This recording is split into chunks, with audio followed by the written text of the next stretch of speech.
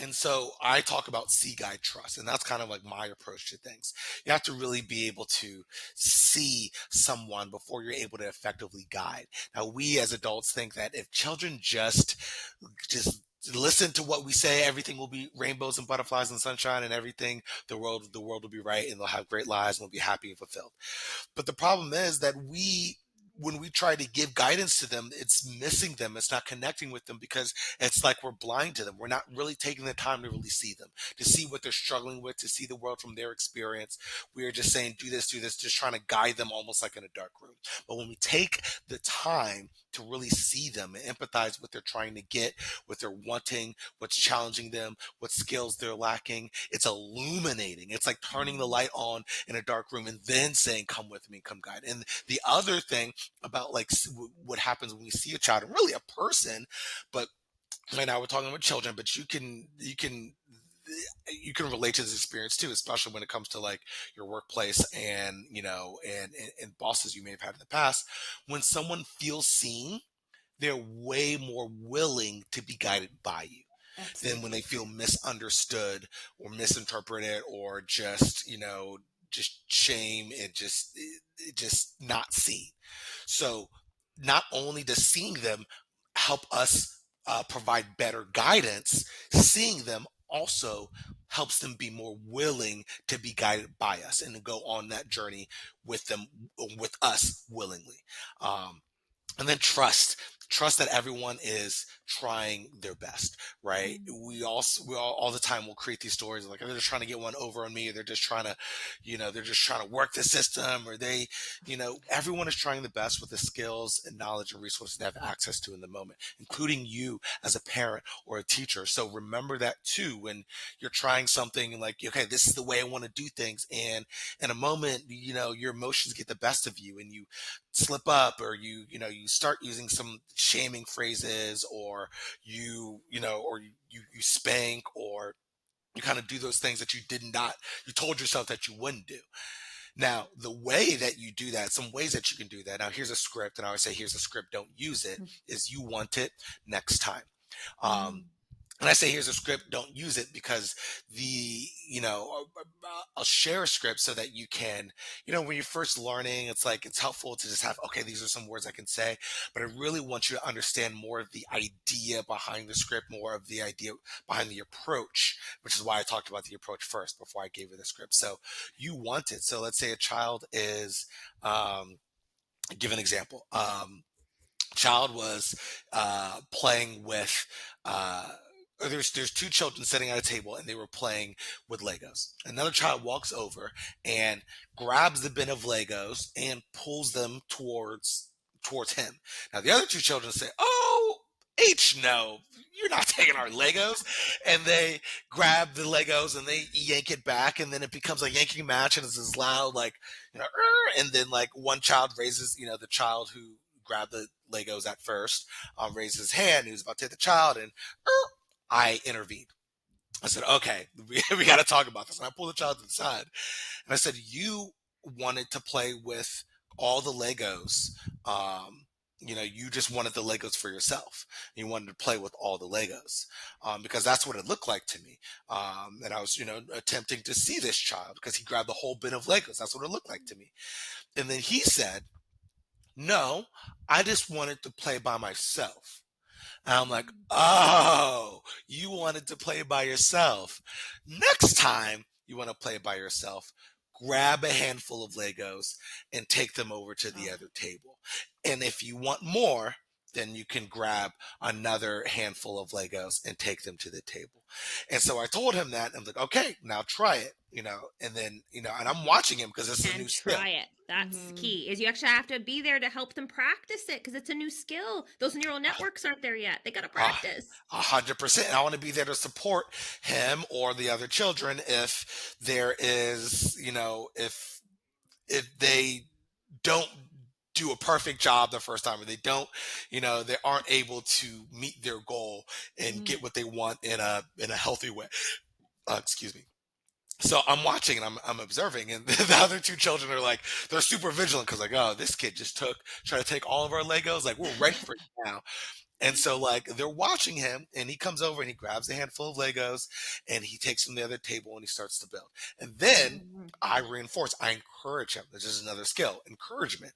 Um, and I said, "You did it, right?" I said, "You did it." I put the focus on what he did as opposed to saying "good job," which puts the focus on my approval. Like it's Yeah. I say it's a good job. Like the only reason this was good is because I said it was a good job. It's my approval. No, I said, "You did it.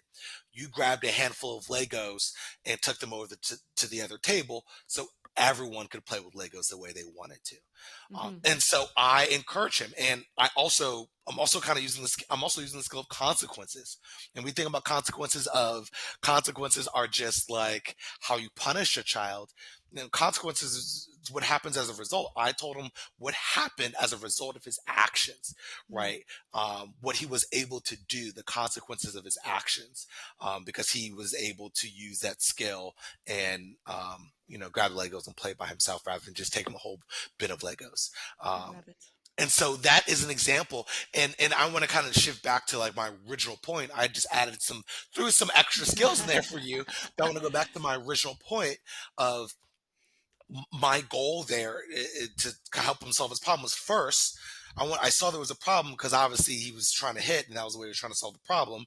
Um, but before I told him what he should do, I talked about what I saw, what he was trying to do. I was saw him first. And Mm. what's really important here is I was wrong. As a lot of times us adults are wrong. A lot of times we are wrong. And he corrected me, which allowed me to see him better and also provide better guidance. And Mm. not like sometimes children will correct us and like, no, this is what I want. And we're like, don't talk back to me. That's disrespectful. Right. Again, shutting them down, shutting the communication down that we need to get to the root of the issue, that behavior iceberg, the stuff that's underneath, so that we could really address the problem that the child really had and give him some meaningful ways to solve his problem that he had. Mhm. See, guide, trust. I love it. I have a question though for our parents who don't trust themselves, who can feel that rage building in them. What do you tell them? Parents who don't trust themselves. Hmm. So, you're talking about parents who really, I would say, the emotion that children or that parents typically um, experience when they don't see themselves as uh, trying their best, and they aren't able to give themselves grace, is that a lot of times these parents or teachers experience shame, Hmm. and they say like, I'm such a bad parent, and they shut down and like, oh, I just give up, and they like, I'm just not, this just isn't for me, I'm just gonna like stop trying. And it's and they'll give up, which give up or just beat themselves up. And so here's an example, another story to show how the parallels of what adults do and what children do. And I do this very intentionally because a lot of times us adults have a hard time really empathizing with the experience of children. Um, and so I talk about this in a way where we can kind of both empathize, where you can simultaneously empathize with children, but also empathize with yourself. Mm. Um, so as you said, I was a Montessori teacher, and one of the things that I would try to do every year is we'd have this thing called family style dining, where they pour the milk themselves, they'd scoop their own food, they'd pass the bowls around, they'd set their own table, they do all that stuff themselves. Now, in the beginning of the year, and this is 3 and 4 year olds in the beginning of the year. Now, in the beginning of the year, they are not. This is a skill that most of them absolutely do not have. But my goal is to get them to have that skill by the end of the year. And usually by like mid-year, most of the kids, they kind of have it. But inevitably, in the beginning of the year, no matter what, there's that child who is pouring the milk and they spill the milk. And the milk falls on the table. And sometimes this milk falls so slowly, like it is just like it's on the table, but it is slowly falling to the edge. And what happens is the child so just immersed in their own kind of like shame and bad feelings about them making this mistake and spilling the milk, they will like cry there, they'll shut down and so much that they cannot move. They literally cannot get out of the way of the milk spilling onto themselves because they're shut down in their mistake. Um, and now over to now, the way that I respond to the mistake is very like, oh, we all make mistakes. Now this is, I help them up, I support them, we talk about mistakes, and by mid-year, when someone spills, it's not even, oh, okay, like, it's immediate. We're immediately just going to clean it up. And not only is that child going to clean it up, other children have kind of learned to support this child, especially if it's a big mess. And no, we're no longer shutting down when we spill the milk. We're recognizing that it happened, that the mistake happened. We don't ignore the mistake, but we go right into repairing the mistake. And so with adults, a lot of times when we don't have that same trust in ourselves that we're trying our best with the skills, knowledge, and resources that we have, and we make the mistake, we are so bogged down in that mistake, we literally cannot get out of our own way, and then it exacerbates the mistake. And so, like in the child example, like the milk gets on their clothes, and now they got to go and they got to change, and then and then they come back. Like, is lunch even there? Is there enough food? It creates all these other things, right? Because of this moment, we weren't able to kind of get out of our own way when we made the mistake. We weren't able to acknowledge, okay, we made a mistake. Okay, what can I do now? And that is the practice that we need to get into, that comes when we trust ourselves, when we trust that everyone is doing their best, right? And this, a lot of times, this, because we're so uncomfortable with our internal feelings, we make mistakes, we mess up.